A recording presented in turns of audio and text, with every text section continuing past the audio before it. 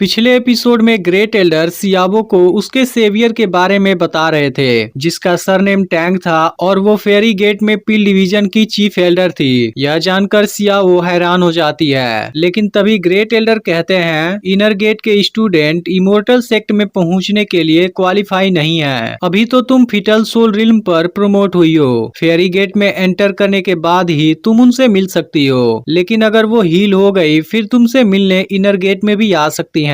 अब तुम सबको इनर गेट के लिए निकल जाना चाहिए, लेकिन कभी कभी मुझसे मिलने का टाइम भी निकाल लेना। इसके बाद सिया वो बाहर आ जाती है। फिर मेंगई ग्रेट एल्डर से कहने लगती है, मैंने आपको हमेशा ही अपना ग्रैंडफादर माना है। आपने इतने सालों तक मेरा ख्याल रखा, मैं इसके लिए हमेशा आपकी आभारी रहूंगी। अब ग्रेट एल्डर जैसे ही इसकी आवाज सुनते हैं, वह तुरंत यहाँ आकर इसे उठाते हैं और कहते हैं, तुमने मुझे अपना ग्रैंडपा कहा, इस बात से मुझे काफी खुशी हुई। फिर मेंगई कहती है, इतने सालों से आपको मैंने अपनी आइडेंटिटी नहीं बताई। क्या आपको पता है 10 साल पहले क्या हुआ था? इस पर ग्रेट एल्डर कहते हैं, टैंग योंगसेंग ने एक भयंकर तबाही मचाई थी। फिर ग्रेट एल्डर मेंगई से पूछते हैं, कहीं तुम वहीं से तो नहीं हो? फिर मेंगई बताती है कि मैं वहाँ की प्रिंसेस थी। मेरे फादर मारे गए, जबकि मदर के बारे में कुछ भी पता नहीं चला और मैं किसी तरह वहाँ से बचकर हुआंगफू माउंटेन में आ गई थी। अगर उस समय आपने मुझे नहीं बचाया होता,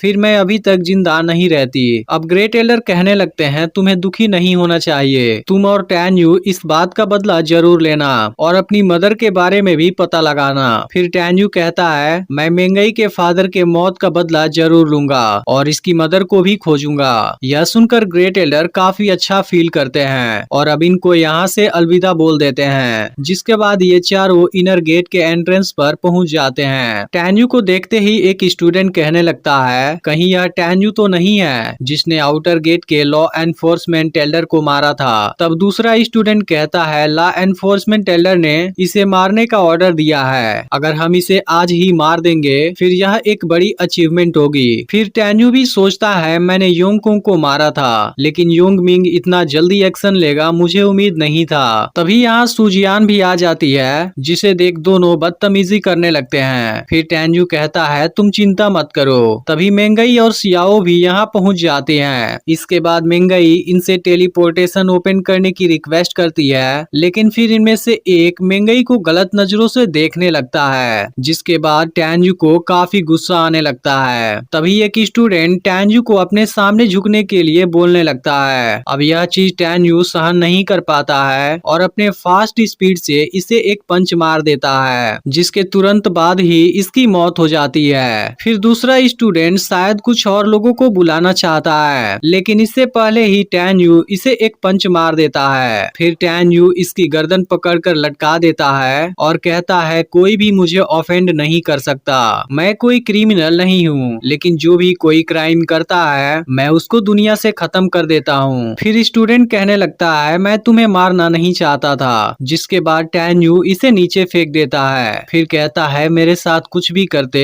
लेकिन मेंगई को गलत नजरों से देखने की तुम्हारी हिम्मत कैसे हुई? अब यह स्टूडेंट टैन यू के सामने गिड़गिड़ाने लगता है। फिर टैन यू इसे टेलीपोर्टेशन ओपन करने के लिए कहता है। फिर वह टेलीपोर्टेशन ओपन करता है और यह चारों अंदर चले जाते हैं। अब अंदर का सीन देखते ही टैन यू को 2 साल पहले वाली बातें याद आने लगती हैं। फिर मेंगई कहती है, मुझे भी वो सारी बातें याद हैं। इसके बाद मेंगई, सुजियान और सियाओ यहाँ पर मस्ती करने लगती हैं, लेकिन तभी वहाँ पर कोई आता है और पूछता है, मेंगई कौन है?